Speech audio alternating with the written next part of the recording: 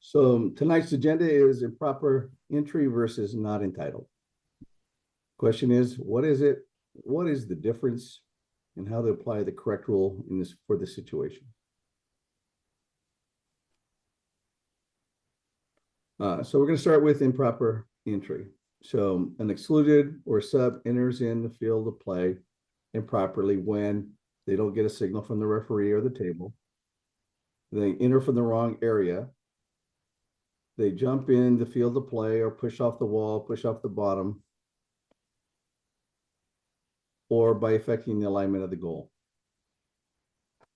So those are all viewers that are improper entry. The act for this is Article 2 for this is that the offensive, if the offense is committed by a player of a team not in possession of the ball, the offending player shall be excluded for 20 seconds and a penalty throw is awarded to the opposing team. The player also receives an additional personal foul. The difference is if the offense committed by the team that has possession of the ball, the offending player shall be excluded for 20 seconds and a free throw awarded to the opposing team. Then pretty simple. So the question is, when you have an improper entry, who has the ball? If the same team has the ball, it's just a turnover exclusion. If it's the opposite team, not in possession of the ball, it's going to be a penalty, and they still have to go sit out, and a personal foul is awarded. Any questions on that so far? Okay, so what I'm going to do, I'm going to share my water polo app so you guys can see what I'm looking at.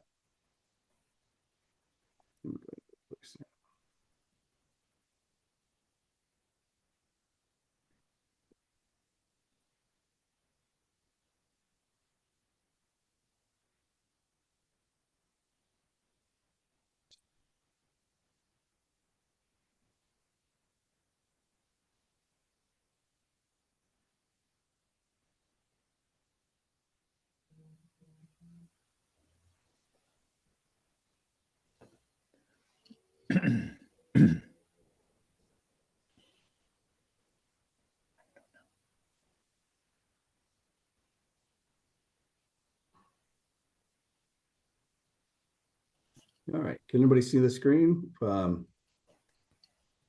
app screen? I guess it's okay. Yes, we can see it. Okay. So one of the scenarios is when a player leaves, let's say a blue player leaves the field of play, green play.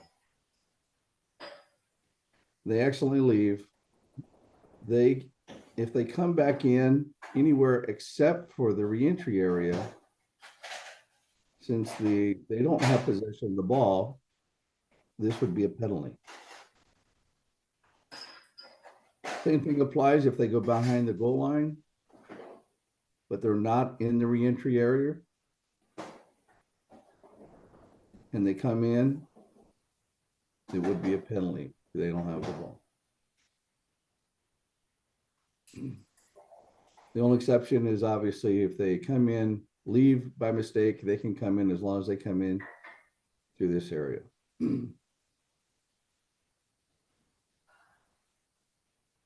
Okay, that's one scenario. The other scenario is when the excluded player, I can't demonstrate it, but if they push off the wall, if there's a wall here, they can push off. That would be also illegal, improper. It's an improper reentry. Also, if the player is substitute and jumps in from the bench in the field of play, that is also improper. And again, in this case, white has the ball, so it's always going to be a penalty. When you call the penalty, then you've got to tell that player has to go sit out. Okay. So what's the difference? Here's the difference. Let's pretend that blue has the ball. They clearly have the ball.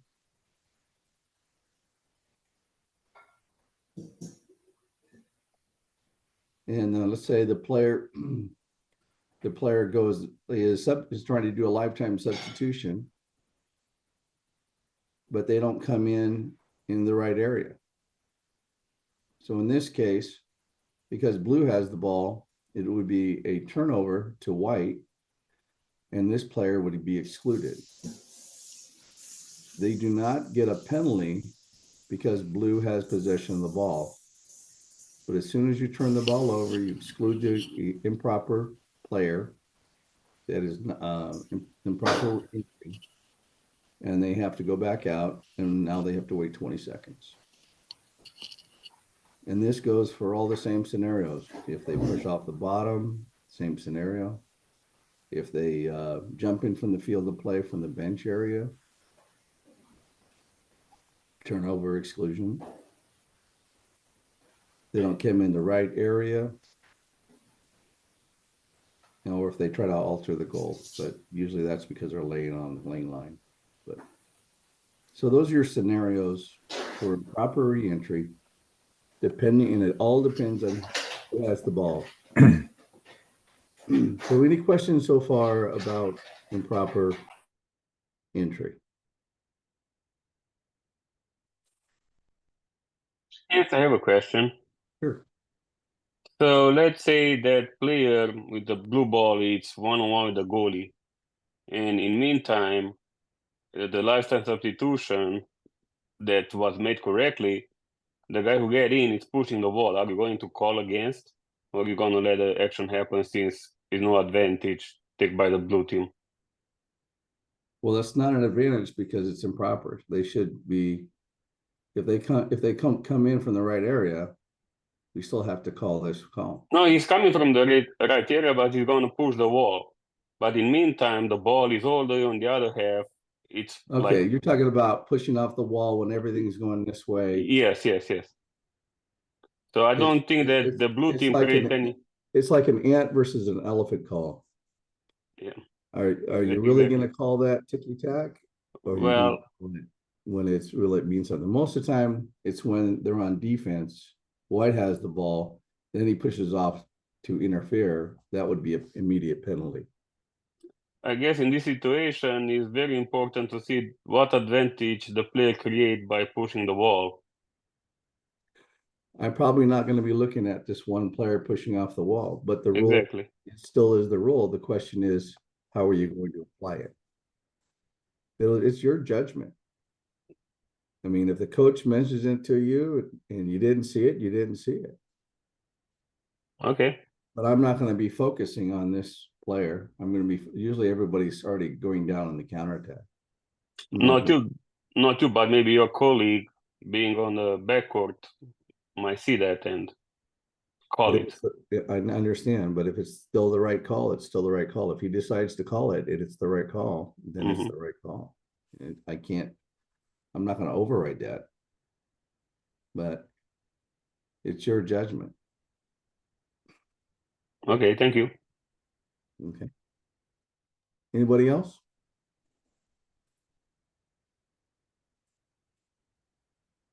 Okay. Why don't you go ahead and share the presentation? We'll go to the next one. The next slide, which is do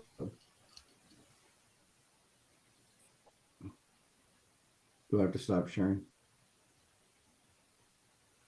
Telling you.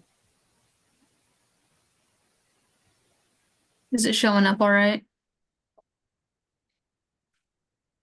Yes. I'm sorry, was there a question? I'm sorry.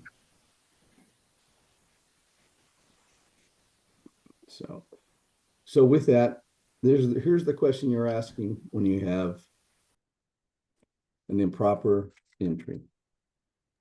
Who has the ball? Does the offending team have the ball, or do they not have the ball?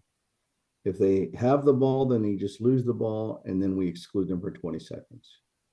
If they don't have possession of the ball, or the other team has possession of the ball, then it's a penalty shot awarded, and the player still has to go sit out for 20 seconds. So that should make it easier. when you're looking at that, trying to figure out who's got what, is to figure out who's got the ball first and then go from there. All right. Any questions on that issue?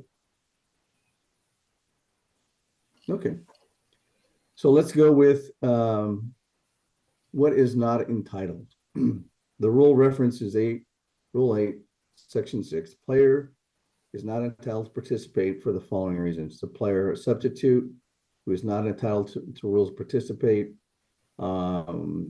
basically are going to be, go to the next slide, sorry. You have what we call an 8th player, which is not entitled to play. So, and then you have a player with 3 personal fouls that comes in. And we also have a second goalkeeper in the field of play during play. All of those are not entitled to play. So what happens is, in this case, it doesn't matter what team does it, as soon as it happens, an 8th player, you have to call a penalty.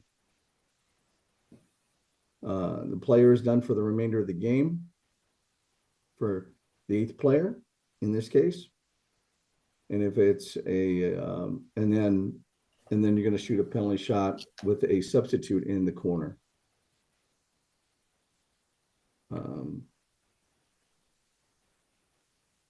So the substitute can go back in, but they have to wait until 7-3, which is basically a goal, change of possession, or clear change of possession, or 20 seconds, or a goal. One of those 3 options are the only way you can get in this situation. All right, let's go to the next slide.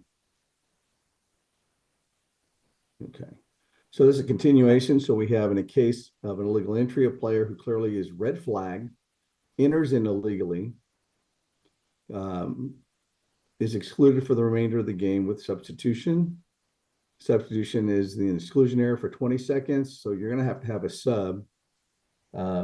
If you have a player that has been clearly red flagged, you're going to have to find another player that's in the field of play and put them in the re-entry area, and they have to wait 20 seconds. There's no penalty against that player. Okay. But they still have a penalty shot, plus they're down 6-on-5 in case they don't score. If they score a goal, change possession, or 20 seconds, that's when that player, that substitute, can come in. Okay. We also have situations where sometimes we have referee errors, and this happens like when we start the period, or after a timeout or goal. We have an extra player in the field of play. This happens even if we had this situation or not. It doesn't matter if we make the mistake. We can't penalize the player. We have to remove the player and reset both clocks and start again in the usual manner. And a personal foul cannot be charged against that player because it was a referee error. So, any questions on that? We'll probably go over that in our guide. Let's go to let's see if the next page is. I think we have one more page. Yeah.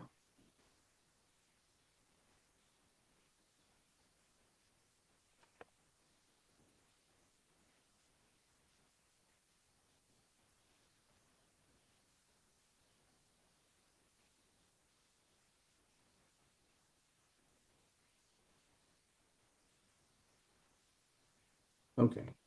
This one is considered 3 personal fouls. So if a player with 3 personal fouls was not visibly red flagged by the exclusion secretary, the player shall be removed from the water as soon as the error is discovered. So as soon as we figure out, the desk tells us a minute, 2 minutes, a quarter. Hey, number 5, White's got 3. We forgot to wave the red flag. So what happens is you replace the player, but you do not reset the game time. All goals are counted, fouls are assessed, everything stays the same. We're just subbing the player with another with a player that does not have 3 personal fouls. And play continues on from that point. That's the only time we don't go back, when the flag is not raised by the desk secretary. And this also applies to, opposite errors where we have the desk waive the player for 3 personal fouls, and then we find out they really didn't have 3 personal fouls. Then, then we'll go ahead and put the player back in. Obviously, we just tell both coaches what's going on so we can communicate what's happening. But again, we don't, in all other cases that we have the red flag showing and they come in, or 8th player or 2 goalies coming in the field of play, then it's going to be a penalty. It doesn't matter what team, who has the ball. We don't care who has the ball in this case. So let me go ahead and demonstrate that.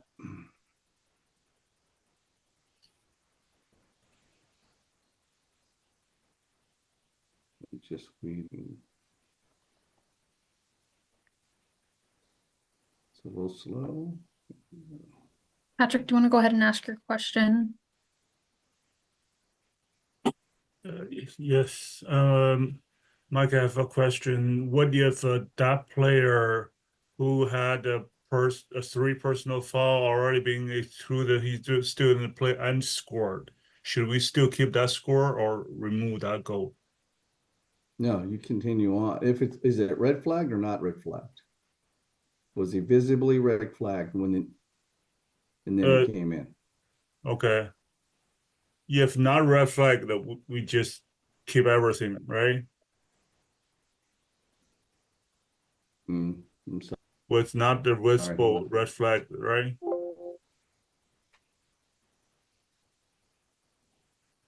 Yeah, if he's not red flagged, then you just move on from there. You never go back. No options to go back. Okay. But you flag that we If have red flag, then it's going to be a penalty, and the player in the water is going to have to serve the time. Gotcha. Thank you. Hold on a second. I'm trying to change my screen here. Sorry. I also have a question.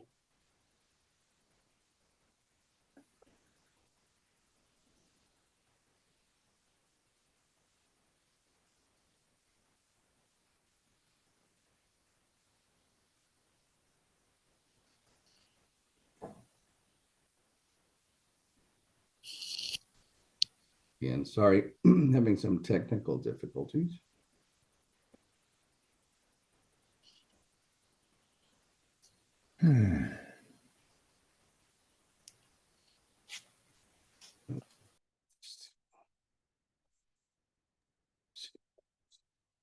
Michael, I have a question, if it's possible.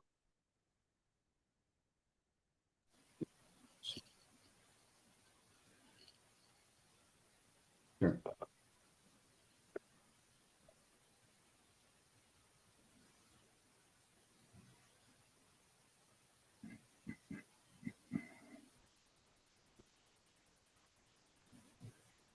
Hold on a second. Hold on a second. Let me shut off my video. Maybe that'll make it faster.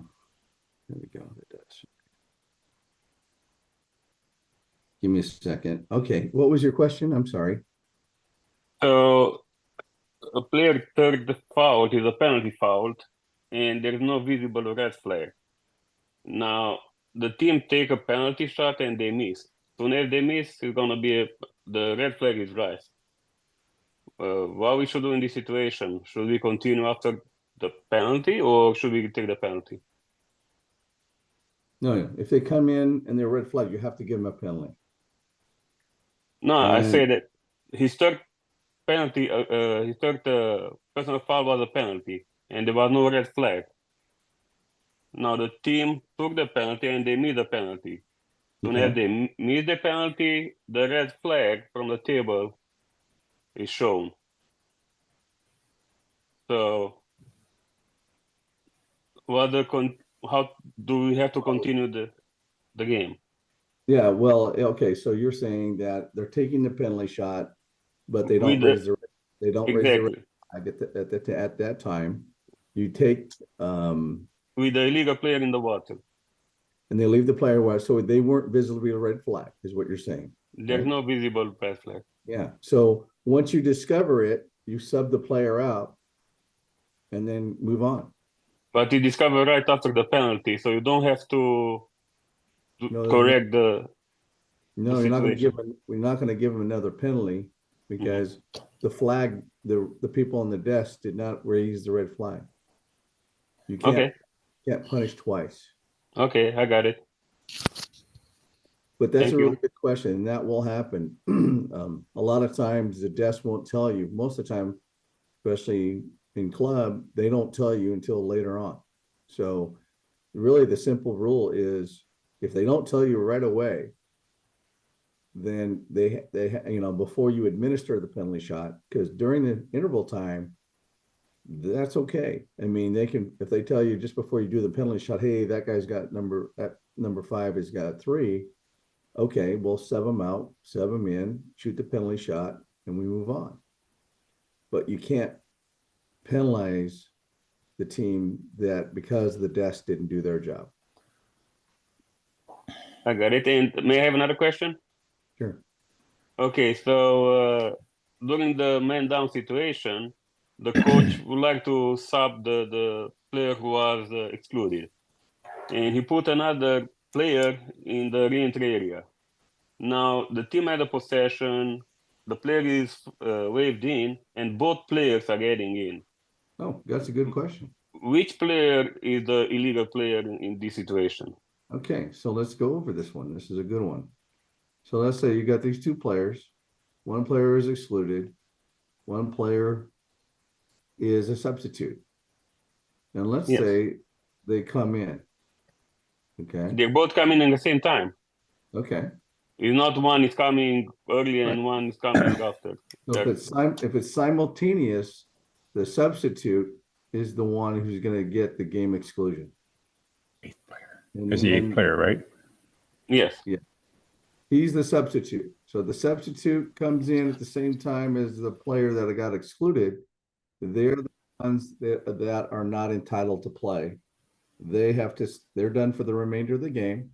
The player closest to the ejection area, which is probably the same player that got excluded, has to serve the time, but there's no penalty, no exclusion against that player. So if it's simultaneous, it's easy. If it's delayed, it's always the eighth player that comes in gets penalized. Yeah. Okay. So the player is gonna be rolled and the penalty is gonna. Yep. This is game exclusion here for this guy. So we start here. They both come in at the same time simultaneously. Whoever was the substitute, okay, he's done for the remainder of the game. They got to sit on the bench and they're done. Okay. Okay. Okay. Thank you. And then this player has to go serve the time, but is not penalized. So you have to make sure that you have a player out while you're administering the penalty shot. Okay. Is it that player that would have to serve the time, or would it be any player that serve the time? Well, most likely it's going to be the closest player. You're not going to make this guy swim all the way over the corner. I'm just gonna say get the closest player to the exclusion area, whoever it is. Somebody's got to serve the time, but I'm not going to spend all day trying to make the guy swim from way over here. I want to make this guy serve the time. No, let's just go. Give me a play. I mean, yeah, but you got both already in there. If the coach decided to put somebody else from the bench to serve it, that's totally fine too. Correct? I'm sorry, what was the question? So, I mean, you're down one right now. You've got 5 defenders and you've got 2 that are in. Right. So both of them come in. Here's The the coach sub. says, that guy that's over there on the left, you serve it instead of the other. That's totally within his rights or her rights, the coach's rights. Correct? The coach is right. I mean, yeah, I mean, I'm just going to get the closest player. There's nothing in the rule book that says what to do, but I'm not going to delay the game so long that eeny, meeny, miny, mo, I'm just going to get the closest player. Cool. Thanks. Okay. Can I have another question?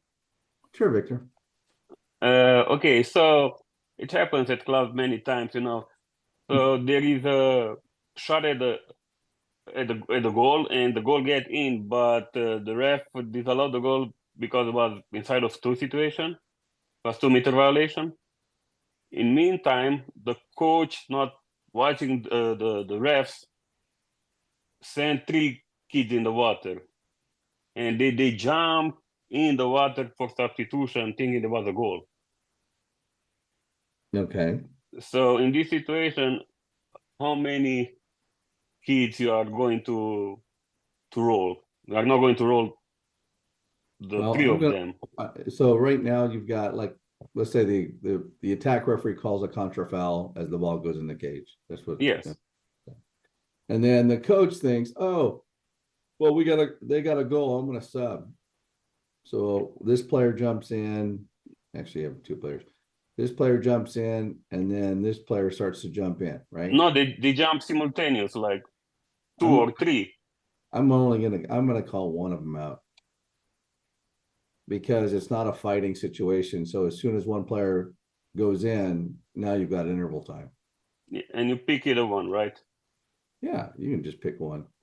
And also, it's going to be only 1 penalty, not One 2 or penalty 3. because it's not a flagrant, right? Flagrant Yeah. fighting is different, but we're not talking about fighting tonight. But in this scenario, as soon as you blow the whistle, one of the players will be done for the game, and you do a penalty shot, and you still got to put one person in the box.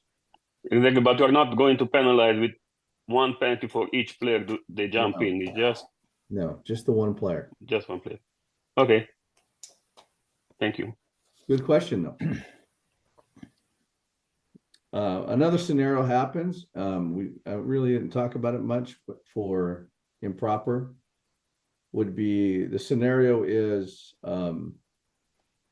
let's say white's on a 6-on-5, and the player here. Let's see if I can rotate him.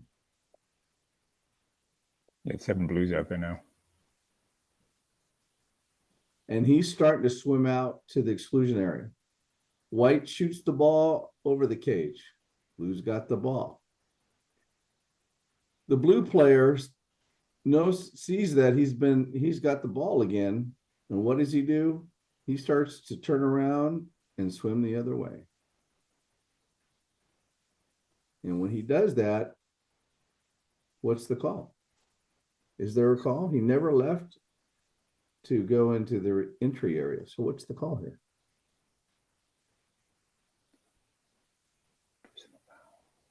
Anybody? Personal foul, 20 seconds, and a penalty throw. Okay. Anybody else? So when the blue cap turn back start to swim to the Mhm. front court, by that time, I'll see what's the status of the ball. If they don't have a control of the ball, then we gotta go penalty. If their Sure. goalie already got a ball, then There- that's just turnover plus a exclusion. That is correct. Because they have the ball clearly, he just never left to come back in properly. So that's a turnover exclusion. If no one had the ball and he turns around and swims the other way, thinking that maybe hits the post and comes back, and you have a couple players swimming to the ball, but clearly blue does not have the ball yet, and he turns around and swims the other way, penalty. Or if it bounces, hits the post, lands back into white, and he turns around and starts to come back in because he, for whatever reason, penalty. And he also has to go sit out. Is it the fact that he's moving forward? I mean, because if the ball's on the opposite side of the field and he's not affecting anybody else, I mean, who am I to say if he's going, left, right a little bit, as long as he's meandering at some level? Well, as long as he starts to go to the exclusion area, I don't care.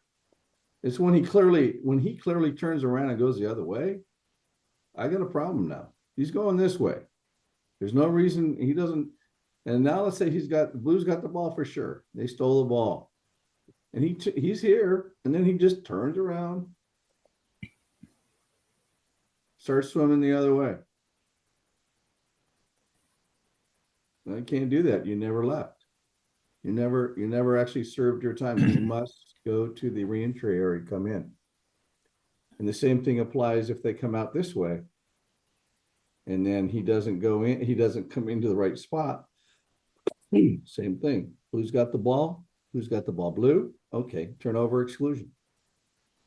All you have to remember is when you have an improper improper entry into the pool, all you have to do is figure out who has the ball, either blue, white, or no one. If no one or white has the ball, penalty. Blue has the ball, it's going to be a turnover exclusion Okay. for all the scenarios that we just talked about. To make it simple, that's the easiest way I can tell you to make it simple.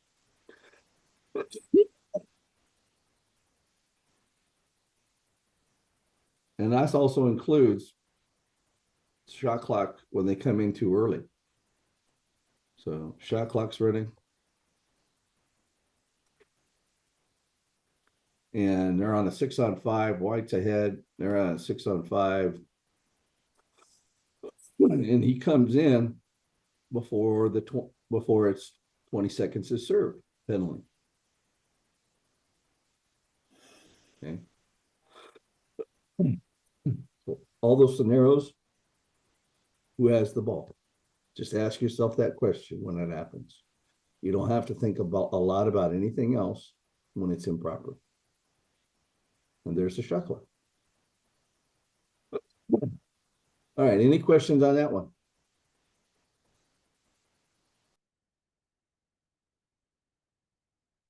Okay. So we were talking about we already talked about not entitled situations. So you've got a player that is visibly red flagged and he comes into play. Doesn't matter where the ball is. The ball could be over here. As soon as that player comes in, penalty. Even if blue has the ball, this is the only difference. Blue has the ball and it's a player, the player has been red flagged and he comes in, penalty. Comes in the wrong place, penalty. It's pretty simple. Penalty, penalty, penalty, penalty. Okay. The player has to find a sub. Now you tell the coach, okay, hey, so-and-so's got 3, put a sub in the box, administer the penalty shot.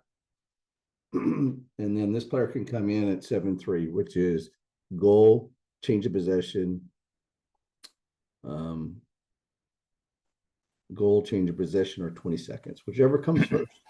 Whichever comes first.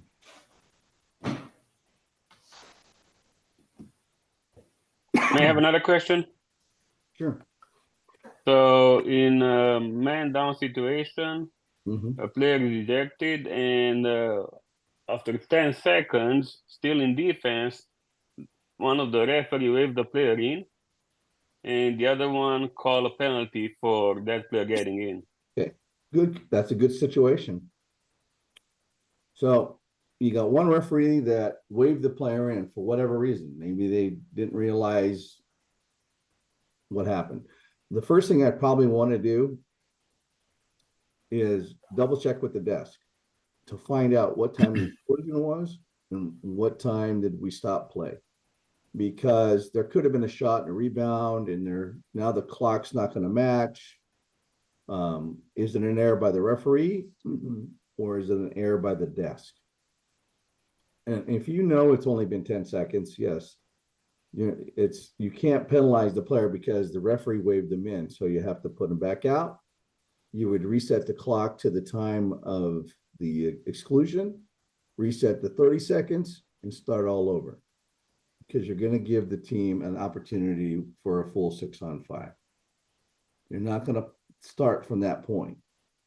The same thing happens when a ball comes into the play on a 6-on-5.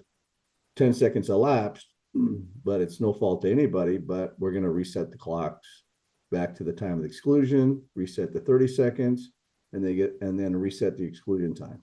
Everything gets reset. And that's why it's important to find out from the desk what time was the exclusion, game time, and what time, if they scored a goal, but if it's greater than 20 seconds and no red flag was coming up, you can't penalize, you can't give them a goal because this player should have been waved in at 20 seconds. At 10 seconds on the shot clock or 20 seconds of game time.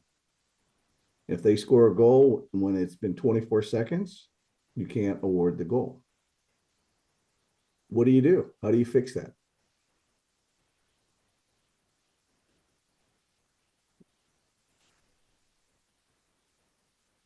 How do you fix that scenario? I know Bruce knows the answer on this one because he's Yeah, I in. was gonna say, do you want me to answer it? Yes, come on. I was gonna say, I got to bring somebody from Cali on the, on the picture here.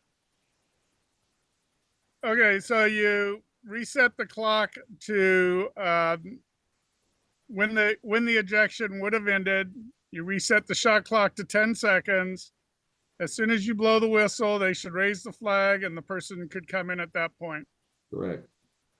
That is absolutely correct. You're not starting here with all the players in the field of play. You have to start here. And as soon as you put the ball in play, raise the flag, I'd be waving them in anyway. Okay. But that's another scenario that the desk has. You have to look at the book to see what time the exclusion happened.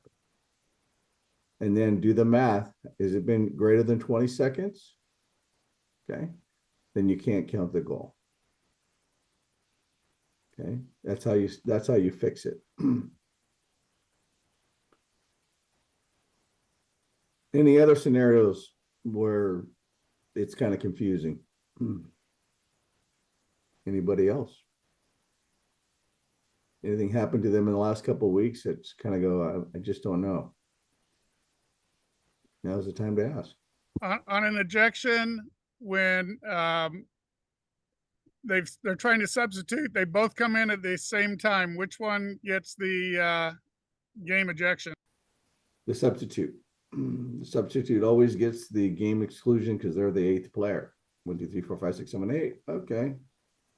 So they both come in. He's the substitute. They both come at the same time. He's done for the game.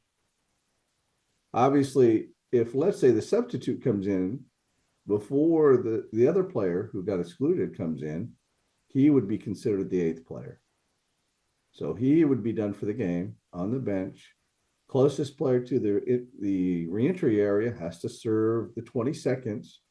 We're going to do a penalty shot. Obviously, everybody's going to be away. We're going to do a penalty shot, and if they don't score or there's no change of possession or 20 seconds hasn't passed, then that player cannot come in. Okay. So, for my understanding, that game ejection is not classified like misconduct, right? Yeah, that is not a misconduct. So it doesn't have to be reported. That is not a reportable offense. They just weren't too smart on that play. Okay, thank you. Okay, good question though. Hey, Mike, I have one that came up in a game recently. So if we have an exclusion, say the game clock is at, let's say, 4 minutes. Okay. And there's a clear shooting opportunity. But I also very clearly see that table resets shot clock actually at, say, 3:55, right? Which then creates a disconnect, between when people are expecting players to go in versus, when they're actually eligible to go in. Correct. Is it preferable in this game? My general kind of way that I've gone about this has been, well, let's see if this play actually happens. But I could also see that potentially giving too much of a benefit to the offense if, give it back to them at the start of it. But also it's a huge disadvantage if you kill their play as soon as you recognize that mistake. Okay. How would you like us to best handle that situation? Very good I've question. seen it a lot lately. So here's the easiest way to tell you. If they don't do a quick score right away in a couple seconds, and they're going to do a quick shot, then I'd stop, pull the ball out, reset the time, reset the exclusion back to 30, reset the exclusion time, tell both coaches, and we start all over again. In the old days, we did it differently, but now they want us to correct it, but we don't want to take the advantage if it's going to be a quick shot. Okay. If they do a quick shot, we're just going to play on. But after a couple of seconds, you have to make a decision. And the best decision is stop it, fix it, start all over again. Okay, great. Thank you.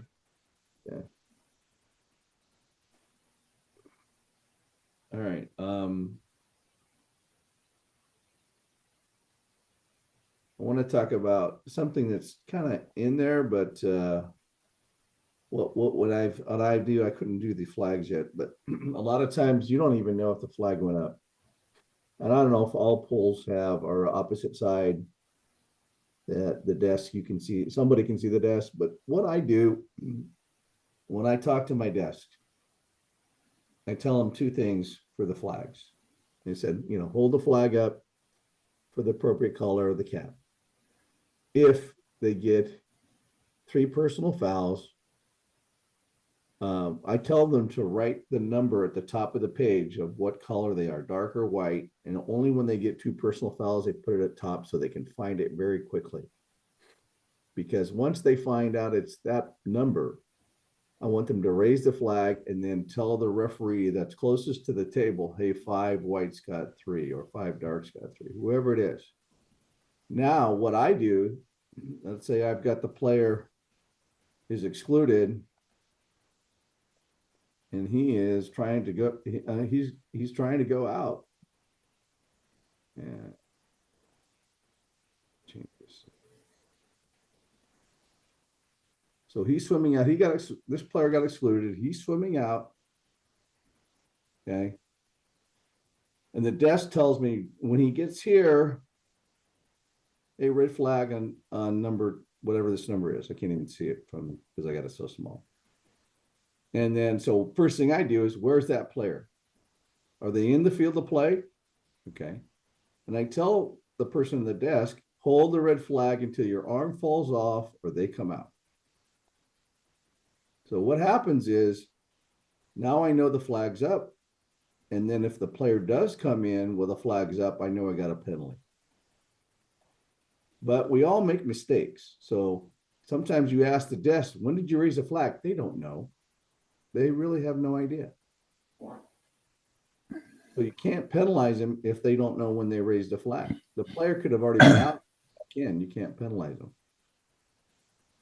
You just got to replace them with a substitute and you just play on from there. So that's my trick of my proactive refereeing skills. It's the best way I can tell the desk to do their job and help me at the same time, because I may not see it across the pool, but I sure can tell when they tell me, hey, red flag on number 3, as soon as they tell me, and I know that flag's up. But I got to tell them to do that for every game situation for when they get red flag. Okay. All right. Anything else? There's a question in the chat about waving people in after 20 seconds. So if they after 20 seconds the table doesn't wave the flag, is that a protestable event? If it's been clearly, if I've already possession to the other team, no, it's not protestable. I don't think of anything. That's just a human error because they didn't raise the flag. But if he's entitled to come in, if he stays in the box and they score a goal, I can't count the goal because he didn't raise it. But if he comes in and it's already been clearly 20 seconds, I'm not going to penalize anybody. So in the event that I'm the referee, I'm waving them in, the flag at the table's not, and it's at 22 seconds and they score. That's fine, because you waved them in as a referee. Once you wave them in, they can come in by either the desk secretary or the officials. Okay, so I supersede the table in that regard. Correct. Okay. And sometimes they don't even pay attention to that. So I have to talk to my partner, hey, we got to be on this. We're going to have to keep track of that because they're not doing it. You know, you've told them several times. That happens more weekends than not. Happens more so on weekends, but I'm not going to penalize the team if, you know, if that guy happens to come in and I've already clearly awarded blue the ball and I'm already going the other way. That's fine. I don't, technically we're supposed to be waving him in, but am I going to turn around and punish him for that? No. That's a desk error. And I'm just going to have to talk to my partner to make sure that we do a better job with that. All right. Anything else? Yeah, I did. Oh, sorry. No, go ahead. Go ahead. Oh, then, okay. So I did run into a situation when I was fishing at Iona. And those of you that aren't familiar with it, their desk is kind of like in a corner. Oh, yeah. They're over Yeah. here in the boonies. Also, yeah. Also, I call it Shrek's cave, but that's another story.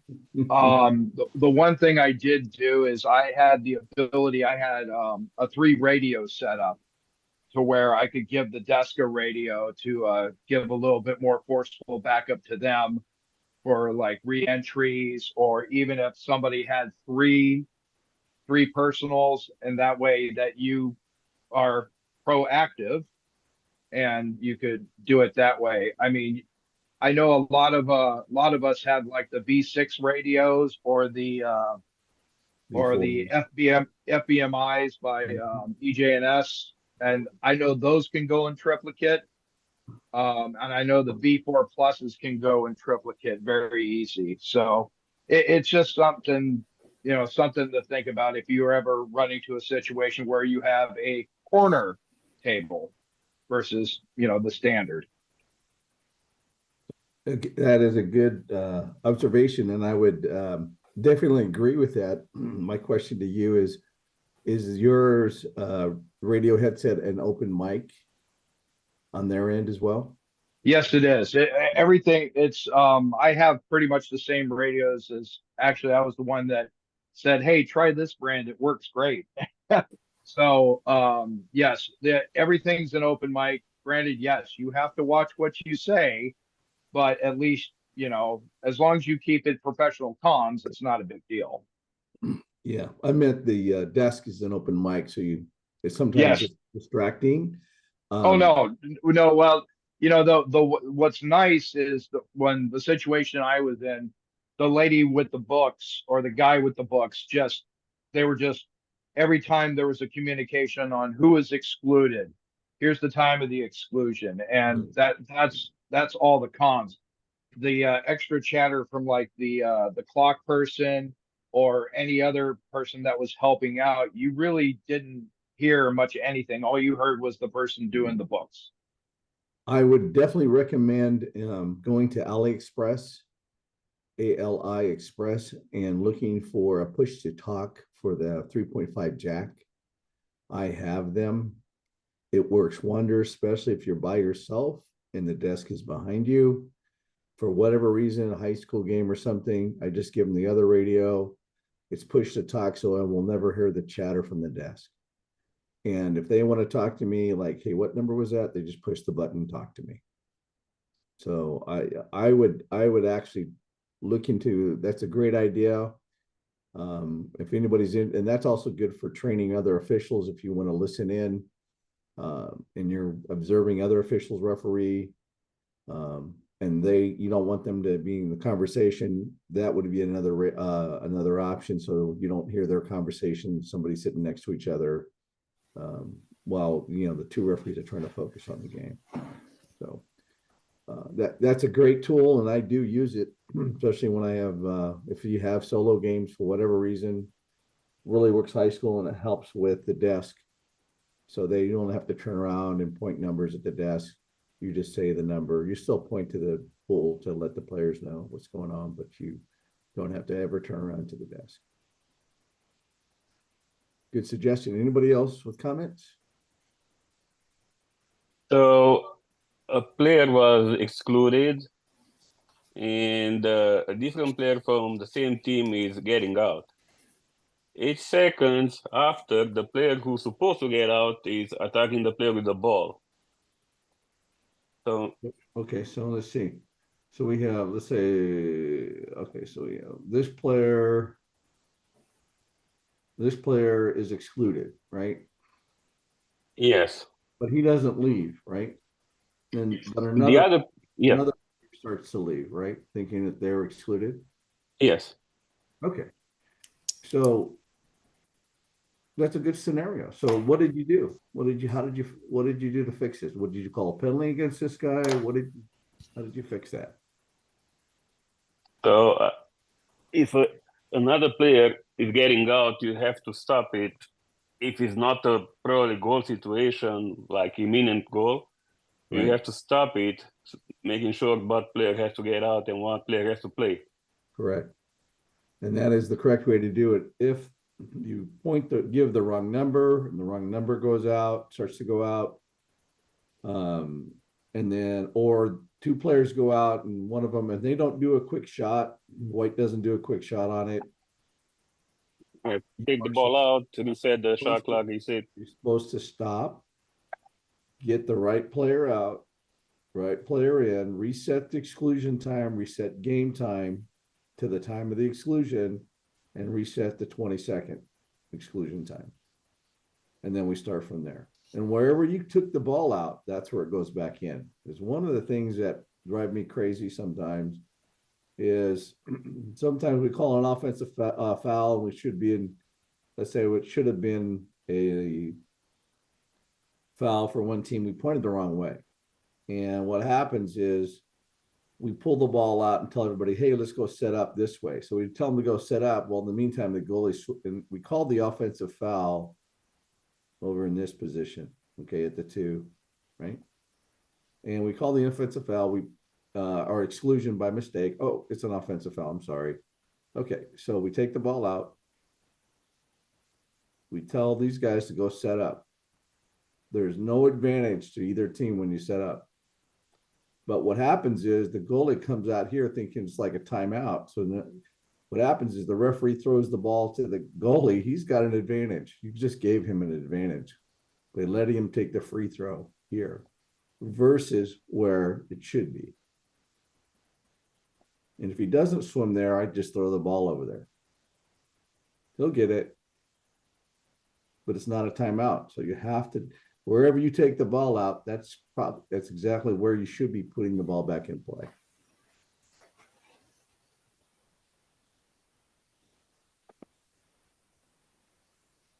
All right.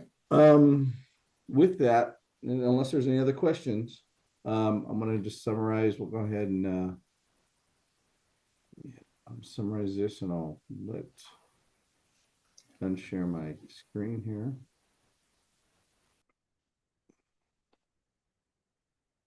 Oh, I don't think I was sharing it, was I?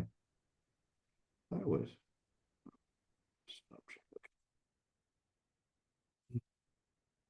So Kellyanne, could you go ahead and share the last screen on the presentation?